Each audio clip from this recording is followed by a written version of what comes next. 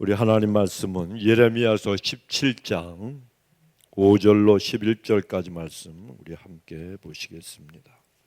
구약 성경 1078페이지.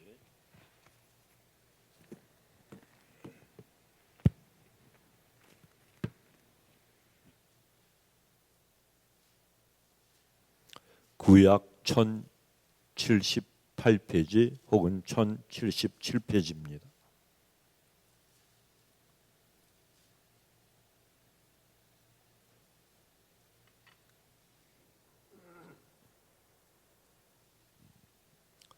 예레미야서 17장 7절로 11절까지 천천히 찾으시고요.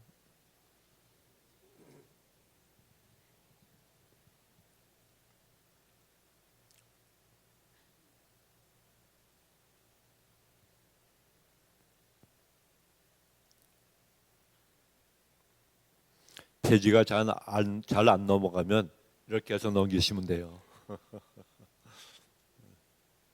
천천히 찾으세요. 1078페이지입니다.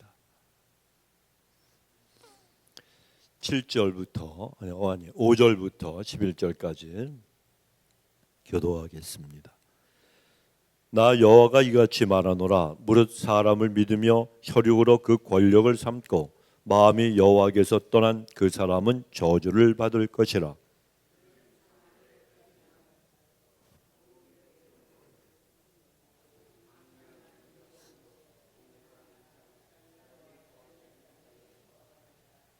그러나 무릇 여호와를 의지하며 여호와를 의뢰하는 그 사람은 복을 받을 것이라.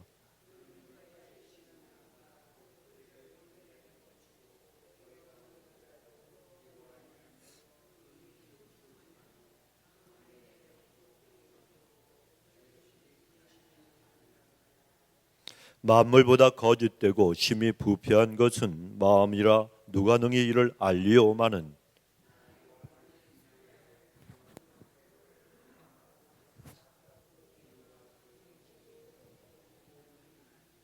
함께 읽습니다. 불의로 치부하는 자는 자고 새가 낳지 아니한 알을 품은 같아서 그 중년에 그것이 떠나겠고 필경은 어리석은 자가 되리라. 아멘. 제가 오늘 참 새벽에 기가 막힌 체험을 했어요. 어제 제가요 이제 서울을 가야 되니까 목사는 뭐가 제일 문제죠? 설교 준비하는 거. 제가 설교 준비를 갖다가 우리 장로님들한테 설교를 만들어서 또 드려야 되고 또 여러 가지 통역하는 분들한테도 또 전해줘야 되고 막 헷갈리는 거야 내가. 그래가지고 15일 날 우리 이옥진 권사님의 딸 우리 은혜 양한테 이 통역을 부탁을 했어요.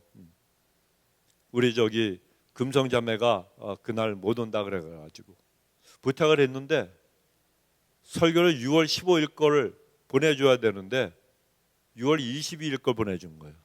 거기에는 15일 거라고 쓰고 보내준 거예요. 그리고 그다음에 또 제가 영어 번역을 하려고 이렇게 했는데 어떤 사람이 또 연락이 왔어. 목사님 저한테 보내준 게 15일 게 아니고 또 22일 거꾸로 보낸 거예요. 거꾸로 보내준 거예요. 그래가지고 헷갈리더라고요. 저도 분명히. 그래서 제가 이메일을 갖다 체크해 봤더니 섞어가지고 막 정신이 없는 거예요.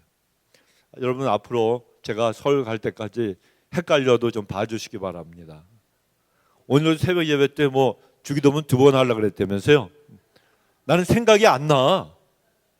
생각이 안 나고 그러는데 정 권사님이 째려보잖아요 이렇게. 권사님이 했다 그러셔갖고 나 안 한 줄 알았는데 정신이 멍해요. 그래서 너무 육신에 힘이 들었어. 그래가지고 있는데 새벽 예배 끝나고 갔는데 잠깐 잠이 들었어요. 잠이 들었는데 잠들기 전이구나. 새벽에 3시 몇 분에 막 찬송이 들리는 거야. 그래가지고 마음이 막 터질 것 같아. 뭔가 이상한 일이 벌어진 거야 나한테. 그래가지고 눈을 떴어요. 내 온몸이 그냥 파김치가 돼갖고 요거 하나 꼼짝을 못 하겠는데 찬송이 계속 들리는 거야. 막 가슴이 터질 것 같아. 머리도 터질 것 같고 너무 좋고 기쁘고 I'm so happy. 영어만 알아들으신 분들이 있어서 내가 그런 거예요. 너무 행복한 거예요. 몸은 아주 그냥 살겠는데 지쳐가지고 꼼짝하지 못하겠어요. 발끝 하나. 그런데 그 찬송이 뭔가 하면 제가 잘 안 부르는 찬송. 예수 사랑하심은 거룩하신 말일세. 이 찬송 이거 애기들 부르는 것 같아갖고 제가 잘 안 부르거든요. 근데 계속해서 그냥 날 사랑하신 걸 막 그냥 뻥뻥뻥하고 오케스트라 반주에다가 그냥 무슨 우리 그 유명한 그 큰 그 저기 대한민국의 국립 합창단이 부르는 것처럼 막 그냥 꽝꽝 울리는 거예요. 귀에도 울리고 가슴에도 울리고. 그러니까 그냥 내가 지금 꿈이요 생기셔. 그랬어요. 그러다가 너무 좋아가지고 일어나다가 몸이 또 그래갖고 도로 누웠거든요. 또 잠이 든 거예요. 근데 4시 반에 딱 깨는데 1시간 또 잤죠. 그런데 그 소리 때문에 또 그 노래 때문에 또 깬 거야. 근데 그때는 거뜬하게 일어났어요. 저도 신앙생활 저도 조금 했잖아요. 연륜이. 그런데 이런 경험은 처음 해보는 거예요. 근데 너무너무 은혜가 돼가지고 너무너무 감사하더라고요. 근데 제가 가만히 뒤돌아보니까 예전에 그 하와이 호놀룰루에서 한참 가면은 그 밀리란이라고 하는 데가 있어요. 이 고속도로 1번 타고 다시 2번으로 바깥 타가지고 쭉 올라가면은 거기에 이제 그 마을이 있는데 도시가 있는데 거기서 중학교 2학년짜리 딱 하나 엄마 아빠 다 이혼하고 뿔뿔이 흩어지고 그리고 자기 누나 둘하고 사는 중학교 2학년짜리 걔가 있었거든요.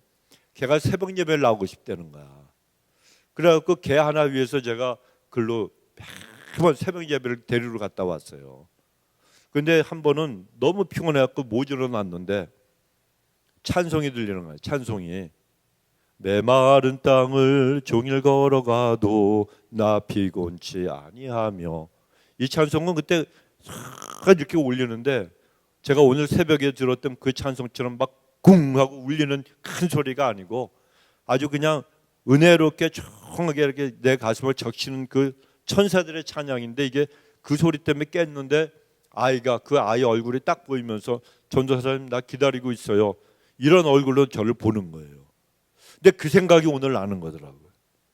근데 오늘은 내가 하도 피곤하니까 날 위해서 이렇게 찬양을 불러주셨구나. 근데 왜 이렇게 예수 사랑하심은 거룩하신 말일세. 날 사랑하심, 날 사랑하심. 왜 이게 하필이면 이 찬송이지? 근데 하나님의 사랑하는 걸 잊지 말라는 거예요. 어떤 형편, 어떤 상황이 있어도 하나님이 너를 사랑하신다는 거 절대로 잊지 말라. 그러니까 그냥 시금치 먹은 뽀빠이처럼 힘이 나더라고요. 여러분 하나님 우리 사랑하시는 거 믿으시기 바랍니다. 우리의 감정은 바뀔 수 있잖아요. 어떤 때는 하나님이 나를 사랑하시는 것 같아. 근데 내가 너무 피곤하면은 아니면 또 어떤 일이 벌어지면 그냥 짜증도 나고 하나님이 정말 날 사랑하시는 게 맞는겨? 우리 와이프가 오늘 식사를 하다가 우리 권사님 이랬는겨 저랬는겨 이래 그 말투를 그렇게 흉내냈어요. 그래서 내가 더 잘하지. 그리고 내가 이제 그 사투리 흉내를 냈더니 우리 아들이 옆에 듣다가 아빠는 연습을 더 해야 되겠대. 엄마가 더 낫대. 그런데 여러분 우리는요 뭐 사투리를 갖다 잘하든 못하든 그 어떤 것도 상관없이 하나님께서 날 사랑하신다는 거 붙들기만 하면 되는 거예요. 내 감정대로 우리가 예수 믿는 게 아니에요, 여러분. 우리는 의지 갖고 믿는 거예요. 그러니까 팩트 갖고 믿는 거예요. 사실 갖고. 이게 뭐냐? 하나님이 널 사랑하신다는 거예요. 그럼 그거는 변하지가 않아요. 그런데 마귀는 와서 그냥 하나님이 왜 너 같은 걸 사랑하냐? 안 사랑해. 널 버렸어. 이렇게 자꾸 미혹을 하고 유혹을 하는 거예요. 근데 그렇지가 않아요.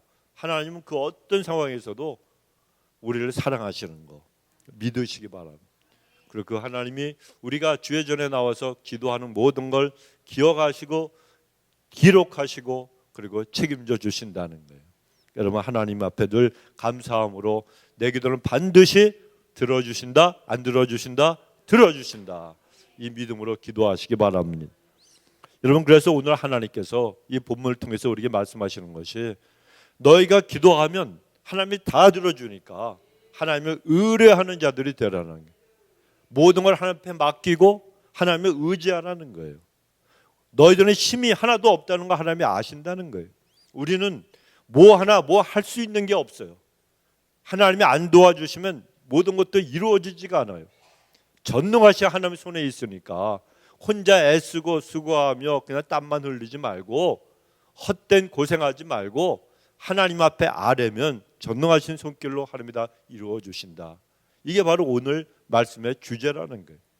그래, 오늘 본문은요, 유다의 여호와김이라는 왕이 있었어요. 근데 이 왕이 통치하던 시대를 배경으로 하고 있는 그런 말씀인데, 당시에 강대국이었던 바벨론이라는 그 제국이 강한 그러한 그 군사력을 가지고 이 유다를 갖다가 위협하고 있었습니다. 그러니까 이 바벨론의 위협에 위기를 느꼈던 이 여호야김 이 왕이 하나님을 의지하는 것보다는 애굽, 또 다른 강대국인 애굽과 동맹을 맺고 그들의 원조와 지원을 받으려고 했습니다.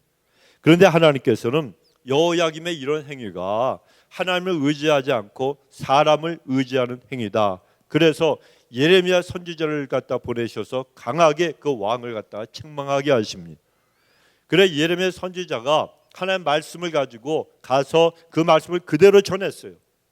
그랬는데 하나님을 의지하는 것이 아니고 눈에 보이는 사람을 의지하는 그런 자들을, 그들이 이 예레미야 선지자를 갖다가 심히 조롱하고 그리고 멸시했다는 거예요. 자기들은 여호와 하나님을 섬긴다 그러면서도, 야, 웃기지 마. 우리가 이 애굽이 우리를 도와준다 그러잖아. 그러니까 하나님 필요 없어. 하나님이 언제 어느 하세월에 우리를 도와줘. 그러면서 이들은 애굽을 의지하자고 그렇게 정책적으로다가 왕에게 진언을 하고, 그리고 또 이 예레미야 선지자를 갖다가 아이고 철이 없어. 하나님 말씀만 읽더니 세상을 몰라. 당신 같은 하나님의 종이 무슨 정치를 알고 무슨 이 국가 경영을 알아. 이러면서 비난하고 손가락질을 했다는 것입니다. 그런데 그렇게 멸시당하는 이 예레미야, 인간으로서 견디기 어려운 많은 갖가지 힘든 일을 겪으면서도 실망하고 분노하고 있는 이 예레미야에게 하나님께서 위로와 확신의 말씀을 갖다가 주신 것이 바로 오늘 우리가 읽은 본문의 내용이라는 겁니다. 7절에 보면, 그러나 무릇 여호와를 의지하며 여호와를 의뢰하는 그 사람은 뭘 받을 것이라? 복을 받을 것이라. 그러니까 마음이 하나님께로부터 떠나는 그런 사람이 되지 말고 하나님만 의지하고 의뢰하는 자들이 되어라. 그러면 복을 받을 것이라고 하나님이 약속하신 거예요. 그런데 이 의뢰라고 하는 말씀은 의지한다, 소망한다 그런 뜻입니다. 그래서 하나님을 의뢰하는 사람은 어떤 사람인가? 하나님을 갖다가 의지하고 소망으로 삼는 사람인데, 그런 사람들은 바로 하나님만을 꼭 붙드는 그런 사람이라는 거예요. 그런 믿음의 사람이 하나님께서 복을 허락해 주신다고 약속하신 겁니다. 그러므로 여호와 하나님을 의뢰하는 사람은 어디서나 어떤 환경 속에서나 하나님께서 내 문제 해결해 주시고 더 큰 은혜를 내려주시니, 여러분, 우리는 더욱더 하나님을 갖다가 의뢰하고 의지하는, 그리고 하나님을 소망하는 이런 신앙인이 되어야 되지 않겠습니까? 그렇다면 하나님을 의뢰하면 우리에게 어떤 은혜가 내리는가? 좀 더 구체적으로 우리가 살펴보면, 첫째는 축복을 받게 되는 거예요. 복을 받게 된다. 7절을 다시 보시면, 그러나 무릇 여호와를 의지하며 여호와를 의뢰하는 그 사람은 복을 받을 것이라. 여러분, 여기에서 이 복이라고 하는 단어는 원어로 보면 바라크라고 하는 단어예요. 바라크. 그런데 이 단어는 인간의 의지, 인간의 노력, 어떤 내 경험 이런 것으로 얻어지는 것이 아니고, 전지하시고 전능하신 하나님이 신적인 절대적인 주권을 가지고 복을 주시는 것을 뜻한다는 거예요. 그러니까 여러분, 이 복이 얼마나 우리는 상상도 하지 못하고 예상도 하지 못하고 기대하지도 못했던 역사가 일어난다는 거예요. 이게 바라크라고 하는 이 하나님이 주시는 하늘의 복이라는 것입니다. 그러니까 여러분 오늘날도 자신의 능력이나 아니면 힘 있는 그런 사람이 아니라 오직 여호와 하나님만 의지하는 사람, 세상의 권세나 아니면 군대 총칼 이런 것들이 아니라 하나님의 능력만을 의지하며 그 마음이 중심이 하나님께만 향하여 있는 사람은 반드시 바라크라고 하는 복을 받게 되어진다는 것입니다. 하나님은 우리의 모든 형편과 사정을 다 아시잖아요. 그러니까 아시니까 마음의 중심을 보시고 우리 마음의 동기를 보시고 너는 정말 나를 갖다가 의지하는구나, 네 마음의 중심이 나에게 있구나, 하나님이 다 아시잖아요. 그러니까 그 전능하신 손길로 우리를 위로하시고 힘을 주시고 다시 세워주시고 필요한 모든 것들도 다 준비해 주시기 때문에 우리는 복을 받는 인생이 될 수가 있다는 것입니다. 그러면 우리 성도님들이 아무리 세상이 요동하고 환경이 캄캄해 보인다 할지라도 오직 하나님만 의뢰하심으로 그 하나님 주시는 모든 복을 누리게 되시길 주 이름으로 축원합니다. 두 번째, 하나님을 의뢰하는 사람은 어떤 환경에서도 그 누구도 두려워하지 않게 되는 거예요. 여러분 세상에 어려운 일들이 얼마나 많습니다. 강도를 만날 때도 있고 갑자기 어려운 질병이 우리에게 찾아올 수도 있고 경제적으로 여러분 참 힘들고 어려워질 수도 있어요. 제가 간증을 들었더니 어떤 한국의 사업가가 한국 돈으로 사업이 잘 나가는데 3억 원, 그러면 달러로 계산해 30만 불? 맞아요? 네? 난 수학이 약해가지고 수학은 산수인 줄 알았는데 수학을 못해. 그러면은 30만 불? 30만 불을 11조를 하나님께 드렸대요. 그러니까 이 사람이 사업체에 그 30만 불을 드렸으니까 하나님께서 복을 주시는 걸 기대하겠습니까? 안 하겠습니까? 하지요. 우리 다 그렇잖아요. 그런데 이 30만 불이 적은 돈이 아니에요. 미국도 적은 돈이 아니지만 한국의 3억 원도 크잖아요. 그런데 사업이 그 축복 이정이 넓어져야 되는데 쫄딱 망해버린 거예요. 말이 돼요? 안 돼요? 안 되는 거예요. 그래갖고 그 사람이 뭐 180만 원짜리 월급 180만 원짜리 그 노동자가 되어갖고 일을 하는 거예요. 큰 회사의 사장이 먹고 살아야 되니까 어떻게 할 거예요? 그러니까 이게 몇 년이 걸렸느냐? 7년 동안 그래. 7년 동안. 그러니까 여러분 그 3억 원이 있으면 그렇게 고생 안 했는데 괜히 드렸다는 생각이 들게요? 안 들까요? 저 같아도 하나님 내가 괜히 헌금한 것 같습니다. 하나님이 살아 계십니까? 이렇게 여쭙고 싶지 않겠어요? 이게 인지상정 아닙니까? 내 돈 내놔, 내 돈 내놔. 말로는 내가 얘기 못하지만 마음속으로는 그런 게 막 드러날 거 아니에요. 아이고 그냥 목사님한테 갖고 헌금 돈을 달라 그럴까? 3억 원이 있으면. 그런데 그 7년을 버틴 거예요. 그런데 하나님의 기적같이 엄청난 복을 주신 거예요. 다시. 이게 바로 바라크라고 하는 그러한 그 축복이란 말이에요. 근데 그 두려웠고 어려운 순간에 물론 하나님 앞에 너무나 고통스러워서 하나님 왜 이렇게 된지 나는 모르겠습니다.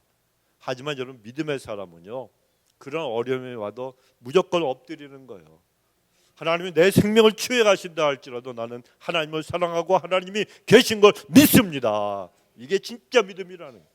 하나님이 아브라함을 모리아산에서 테스트하신 것처럼 그분을 테스트하신 거예요. 무려 7년을. 그러니까 그 기간이 끝나니까 하나님께서 완전히 갈아버리셔갖고 더 큰 하나님의 사람으로 만들어주시고 주를 위해서 아름답게 쓰임받는 사람이 될 수가 있었다는 거예요. 그 찌꺼기를 다 뽑아내시려고. 여러분 우리 하나님의 사람들은요 이런 은혜를 받게 되면 두려웠고 그리고 어떤 어려움이 와도 우리는 넉넉하게 극복하고 승리할 수가 있는 거예요.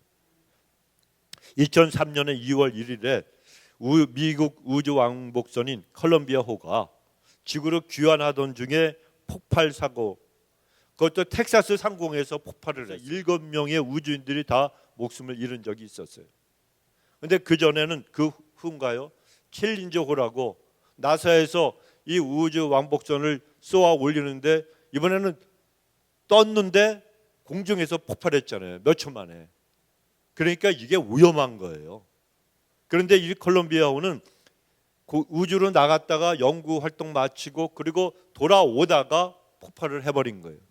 그때에 가이드 포스트지라고 하는 이 미국의 신한계 같은 그런 잡지예요.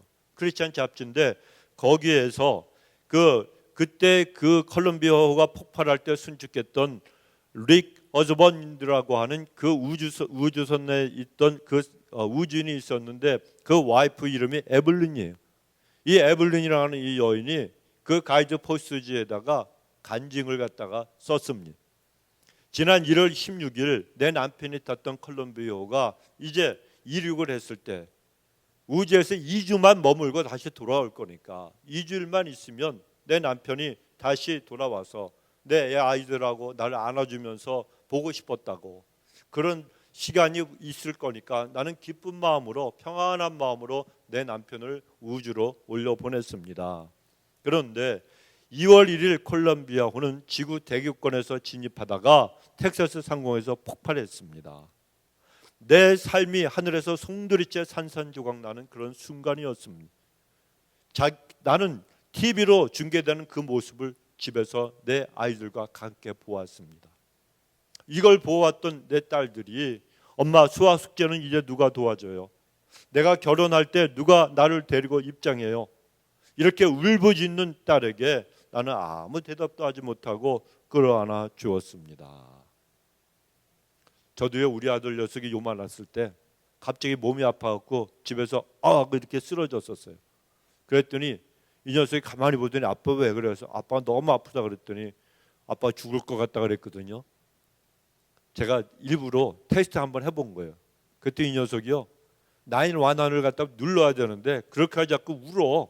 그러면서 아빠 죽으면은 나 누가 학교 데려다 줘? 아니 이 녀석이 지 생각만 하고 있어.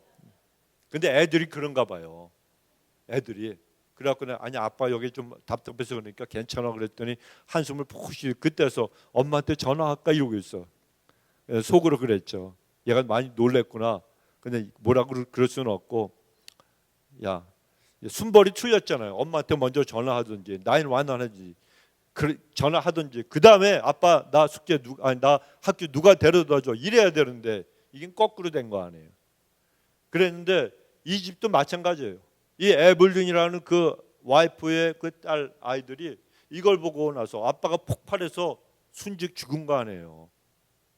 얼마나 쇼크를 받으겠어요. 근데 애들이 막 울면서 내 숙제 누가 도와줄 것이며 누가 날 학교에 데려다 줄 것이며, 조그만 것들이 뭐 또 결혼한다고 또 내가 결혼식 입장할 때 누가 내 손 잡고 들어가느냐고. 참 애들도 계산이 빨라. 그런데 그 얘기를 듣는 엄마가 얼마나 마음이 아프겠어요. 말없이 끌어안고 울었다는 것입니다. 그런데 참 한 번도 남편이 없는 미래를 상상해 보지 않았다는 거예요. 그런데 처음 경험하는 그 충격과 절망감이 몰려오는데, 그런데 그때 자기의 마음속 깊은 곳에서 나지막히 음성이 들려오고 있었다는 거예요. 인생의 어려운 순간마다 자기를 한결같이 위로해 주시던 하나님의 음성이었다는 거예요. 하나님이 뭐라고 말씀하셨는가 하면 너는 이 역경을 헤쳐나갈 수 있다. 그 음성을 하나님이 들려주셨대요. 그래서 우리 결혼 생활의 중심에는 우리의 사랑보다 더 큰 하나님의 사랑이 함께 하고 있었는데, 나는 그 큰 사랑을 주시는 하나님을 언제나 의지하며 살아왔었는데 하나님은 지금 내가 울부짖는 이 순간에도 여전히 나와 함께 하고 계셨습니다. 그동안은 하나님의 그 사랑이 내 남편 그리고 나 그리고 나의 예쁜 두 딸들을 묶어주고 계셨는데, 그분이 함께 하신다면 우리는 여전히 하나님의 그 사랑 안에서 함께하고 있는 것입니다. 왜냐하면 하나님의 사랑에는 끝이 없기 때문입니다. 이렇게 썼어요. 여러분, 이 여인은 뜻하지 않게 사랑하는 남편의 죽음이라고는 인생의 가장 큰 절망적인 순간을 갖다가 만났습니다. 그러나 함께 하시는 하나님의 목소리로 죽음 너머의 영원한 세계에 대한 믿음을 그가 회복을 했다는 겁니다. 그리고 두려움을 극복하고 귀한 간증을 한 거예요. 성도 여러분, 남편을 잃어버린 이 여인에게 두려움을 극복하게 한 것이 무엇입니까? 하나님을 의지하고 의뢰하는 믿음이었어요. 오늘날도 여러분, 하나님을 의지하고 의뢰하는 모든 하나님의 백성들에게는 하나님께서 능력을 주셔서 그 능력으로 모든 두려움과 무서움과 불안한 것들, 이런 걸 다 물리치게 하나님 만들어 주신다는 거예요. 그래 오늘 본문의 8절에 보면 그는 물가에 심기운 나무가 그 뿌리를 강변에 뻗치고 더위가 올지라도 두려워 아니하며 그 입이 청청하며 가무는 해에도 걱정이 없고 결실이 그치지 아니함 같으리라 말씀합니다. 여호와를 의뢰하는 자는 더위, 가뭄 두려워하지 않고 무서워하지 않는다는 거예요.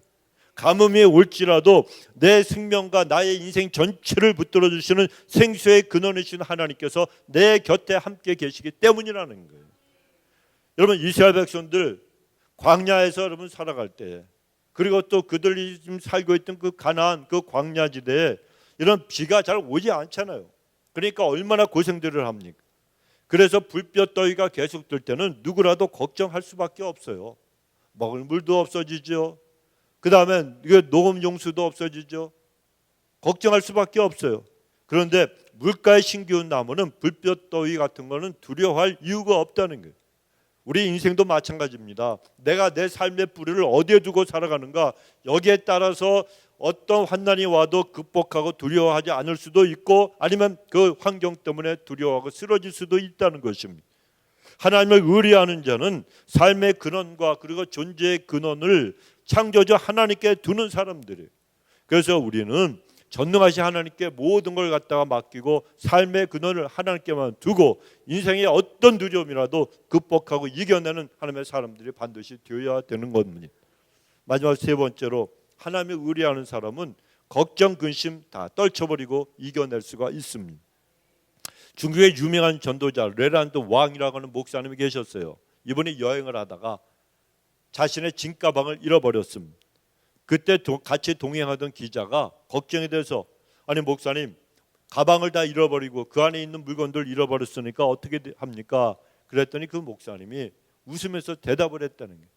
나는 가방 속에 든 내 코트와 바지와 셔츠를 잃어버렸지만 아직도 하나님의 의의 옷을 가지고 있고, 내가 돈을 잃어버렸지만 하늘나라 은행에 보관해둔 나의 재산은 아무도 가지고 갈 수가 없어서 그대로 있습니다. 또 성경책을 갖다 잃어버렸으나 아직도 나의 기억 속에 넣어둔 하나님 말씀 그 성구들이 얼마든지 내 삶을 안내해 줄 것이니 나는 아무 걱정이 없습니다 라는 이러한 대답을 했다고 합니다. 여러분, 인생의 모든 것들은요 다 날아가 버릴 것들이에요. 인생을 살아가다 보면 가방도 날아가요. 그 안에 든 돈도 날아가요. 그 안에 든 모든 옷들도 없어질 때가 있다는 겁니다. 그러나 우리는 없어질 것들을 의지하지 말고 영원히 함께 하시는 하나님만 의지해야 될 줄로 믿습니다. 본문의 하반절에 보면 8절에 하반절, 그 입이 청청하여 가무는 해도 걱정이 없고 결실이 그치지 않는 것 같다. 여러분, 여호와 하나님을 의뢰하는 사람에게는 더위나 가무는 그 해 아무런 걱정을 안겨주지 못한다는 겁니다. 왜냐하면 그 믿음의 뿌리를 강변에 뻗었기 때문에 걱정할 이유가 없잖아요. 그러니까 우리도 뿌리를 하나님께만 내려야 하는 겁니다. 그러면 가뭄이 와도 걱정 없이 계속해서 결실을 맺을 수가 있습니다. 인생이 열매를 맺지 못하고 있는 그 이유는 무엇인가 하면 하나님을 의지하지 않고 세상을 의지하고 있기 때문이라는 거예요. 한국에 가시면 남한강이 있잖아요. 남한강 줄기인 경기도 양평군, 그 양평이라는 곳이 요즘 참 문제가 되잖아요. 그 고속도로가 새로 생기기로 했는데 그걸 갖다가 김건희 일가의 그 동네로다가 원희룡이라는 국토개발 장관이 그 로비를 받고 그쪽으로다가 틀어버려가지고 김건희 일가의 땅이 엄청나게 올랐잖아요. 만약에 그것이 부정이 있으면 뭐 자기가 어쩌고저쩌고 하겠다고 원희룡이 그랬는데 다 드러났잖아요. 공무원들이 다 얘기를 하는 거예요. 이제 정권 바뀌었으니까 원희룡이가 압력을 해가지고 원래 그걸 조사하고 그다음에 그렇게 얻은 것이 가장 효과적이고 그리고 경비를 아끼고 가장 좋은가, 이걸 조사했던 그 회사의 그 모든 원본이 원안에 있는데 이걸 그냥 마음대로 선을 갖다 바꿔버린 거예요. 그러니까 그래서 지금 시끄러운 게 양평이에요. 양평. 그런데 그 양평에 그 양평군의 한 시골에 아주 조그만 교회가 있었는데 그 마을 사람들은요 운물을 파서 생활을 했었습니다. 운물을. 왜냐하면 남한강이 지척에 있으니까 땅만 파면 뭐가 나와요? 물이 나오는 거예요. 그러니까 이 펌프 있잖아요. 아세요? 이렇게 물 마중물 집어넣고 막 이러면 이래 물 나오잖아요. 얼마나 시원합니까? 옛날에 우리 할머니 그 남한산성 밑에서 그 경기도 광주인데 거기서 그 다니엘 기도원을 하셨거든요. 할아버지가 돌아가신 다음 거기 가면 이 펌프물이 있었어요. 우물도 있었고 그 앞에가 이제 시냇물에 쭉 흘렀거든요. 그런데 거기 여름에 방학에 가면 나는 가기 싫었어요. 왜냐하면 거기만 가면 뭘 해야 돼? 새벽 기도해야 돼요. 아니 애들이 막 놀고 축구하고 막 뛰어놀아야 되는데 우리 할머니는 무서웠어요. 그래가지고 뭐 옛날에 선생님 그 옛날에 교도학교 선생님 하던 분이에요. 호수돈 여고 그 개성에 얼마나 무서워요. 생긴 것도 무섭게 생겼어. 우리 할머니는 기도 조금 하신 분이 근데 하나님밖에 몰랐어요. 제가 말씀드렸죠. 우리 고모부 사이판에서 돌아오시는 그 날 알아맞히신 분이라고. 혹시 얘기 잘 모르시는 분 계세요? 들어보셨죠? 사이판에 끌려간 일제 그 징병당해가지고 끌려가신 우리 제일 큰 고모부 노옥진이야. 그분은 또 이옥진이 아니고 그 고모의 그 남편 되는 우리 고모 할머니가 맨날 이서방 그랬는데 이 태평양 전쟁이 끝나고 일본이 항복했는데 안 오시는 거야. 사이판에서 전부 옥새했다 그래갖고 다 죽었다 그랬잖아요. 그 집안 식구들이 다 초상이 되고 그 초상 받는 그런 마음이었는데 우리 할머니가 기도하시다가 아니다 언제 몇 월 며칠 날 온다고 하나님이 말씀하셨다는 거예요. 그러니까 그날 바로 그 전날이니까 전전날부터 그거 하라고 저기 잔치한다고 이서방 살아온다고 아무도 안 믿었지만 하도 호랑이 할머니가 얘기하시니까 음식 전부 치고 막 그냥 그 옛날에 아주 삐까번쩍게 잔치 준비하고 있었는데 저녁이 되고 밤이 늦게 되는데도 안 오시니까 우리 할머니가 노망이 들었다고. 근데 밤 12시 되기 전에요 막 문을 두드리는데 웬 거지가 들어오더래. 수염은 이렇게 옷은 다 떨어지고 신발도 헤어지고 우리 큰 고모부님이 오신 거야. 바로 하나님이 알려주시고 우리 그 최노득 우리 할머니 성함이 최씨 최자 노자 득자야. 최노득 할머님이 말씀하신 그날이 바뀌기 전에 그 다음 날 되기 전에 12시 직전에 그 우리 고모가 오신 거예요. 하나님은 정확하다 안 정확하다 정확하시다. 간절하게 기도하면 하나님은 알려주신다. 그러니까 그분이 얼마나 무섭겠어요. 죽자사자 기도하는데 손주놈들이 방학 때 와서 우리는 할머니한테 어리광도 못 피워봤어요. 무서워가지고 버리장머리 없다 그러고 아주 쌀쌀 맞고 그래서 친할머니 맞아 우리가 맨날 그랬거든요. 근데 이분이 우리가 가기만 하면 무조건 새벽 기도해야 돼. 수요 예배 그 다음에 금요 예배 아주 기도 끝날 때까지 무릎 꿇고 있다가 나가면 혼나요.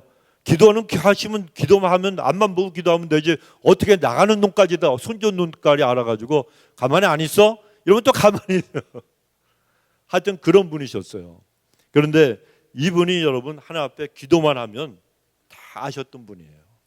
그러니까 얼마나 신통방통 고랑통하겠어요. 그러니까 그분이 정말 하나님 앞에서 우리를 갖다가 방학 때마다 오랜 거예요. 어렸을 때부터. 그 저보고 어렸을 때부터 목사하라고 넌 목사라고 할머니 난 싫다고 내가 되게 싫어했어요. 우리 할머니를. 그런데 거기 가서 제일 좋은 게 뭔가 하면 등목하는 거 있죠. 여름에 그 기도원에 그 할머니 거처하시는 그 집이 있는데 그 앞에가 이제 물이 있고 샘물이 저기 하천이 있고 거기에 운물물이 있고 이 저기 뭐 이거 뭐죠 펌프 이게 있었는데 야 엎드려서 등목을 하면요 막 얼어 거기다 또 옛날에 냉장고도 없으니까 수박을 갖다가 그 물에다 띄워놓잖아요. 참외 띄워놓고 야 진짜 시원해, 시원해.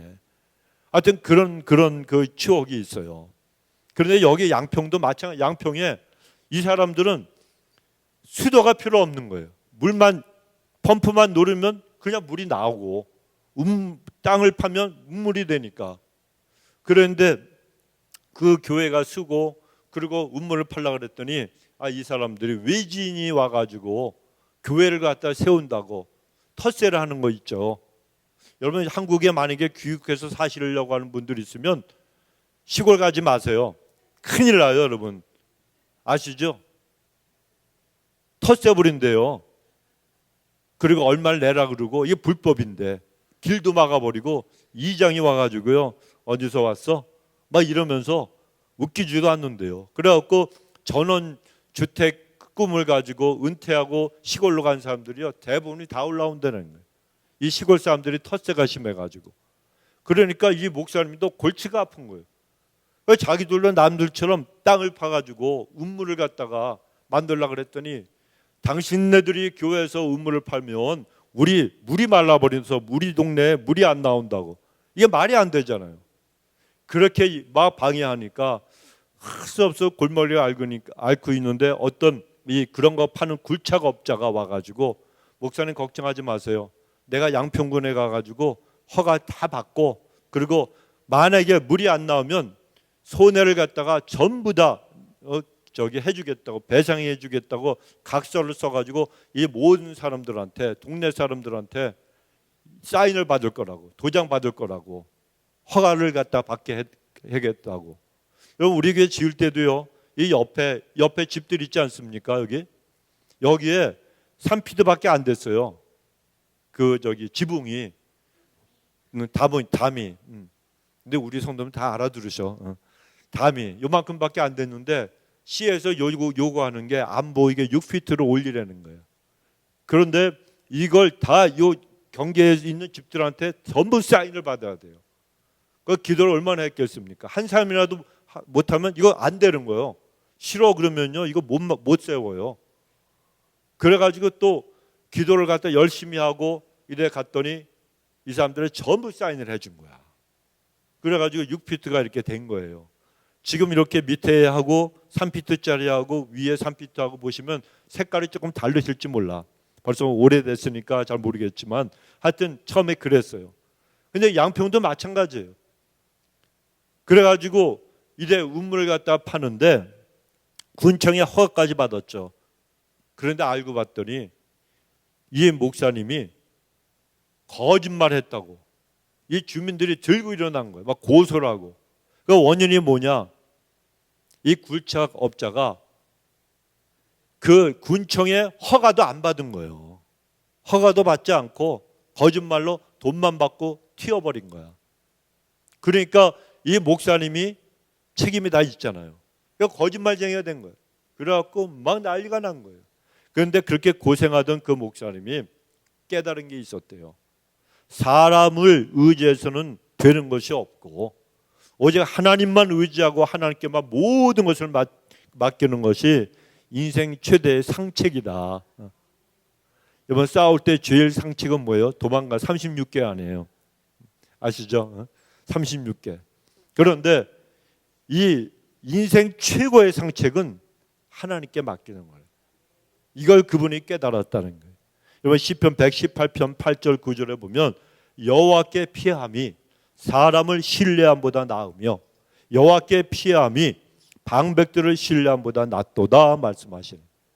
여러분 그럼에도 하나님께 모든 것을 맡기기보다는 인간적인 방법을 동원해서 이 일 저 일 우리가 다 해본 다음에 안 될 경우 그때를 대비해서 최후의 히든 카드, 숨겨둔 카드로 하나님을 남겨놓는 그런 경우가 솔직히 우리 얼마나 많이 있습니까? 기도하지도 않고 내가 먼저 하려고 그래. 할 수 있을 것 같으니까.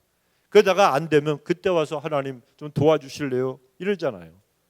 여러분 그런 복잡한 그런 과정을 갖다가 우리가 반복할 것이 아니고 모든 문제가 있으면 아예 처음부터 하나님께 맡겨드리자는 거예요.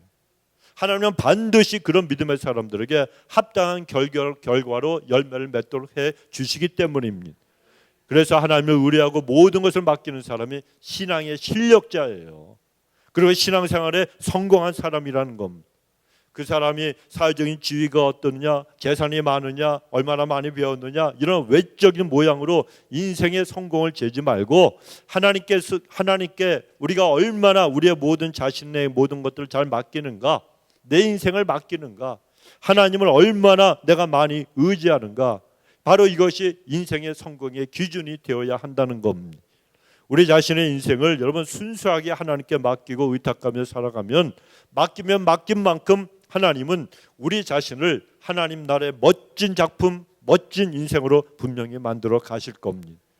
그래서 우리 성도님들이 그러한 신앙으로 하나님의 복을 다 누리시고 두려움과 불안에서도 승리하시고 모든 걱정, 염려, 근심에서 해방되시는 그런 삶을 살게 되시길 예수님의 이름으로 축원합니다. 네, 기도하십시다. 하나님 아버지 고맙고 감사합니다. 너희는 여호와를 의뢰하라고 말씀하시는 하나님, 오늘도 아버지 앞에 저희들이 우리의 아버지 경험과 우리의 지식과 우리의 능력을 의지하고 하나님 먼저 우리가 기도하지 않고 우리 자신을 믿고 일을 행하는 자들이 아니라 언제든지 어떤 일이든지 모든 대소사 갈 것 없이 주 앞에 먼저 기도를 하려고 맡기는 자들이 될 수 있도록 도와주셔서 하나님의 인도하심과 축복 가운데 우리가 기쁨으로 하나님의 인도하신 그 길을 마땅히 그 마지막에 기다리고 있는 영광과 승리를 바라보면서 하나님이 저들이 담대하게 걸어나갈 수 있도록 축복하셔서 하나님을 의뢰하는 자들에게 주시는 모든 인생의 복락을 받아 누리는 저희들이 되게 하여 주옵소서. 감사드리옵고 예수님의 이름으로 기도드리옵나이다. 아멘. 아멘.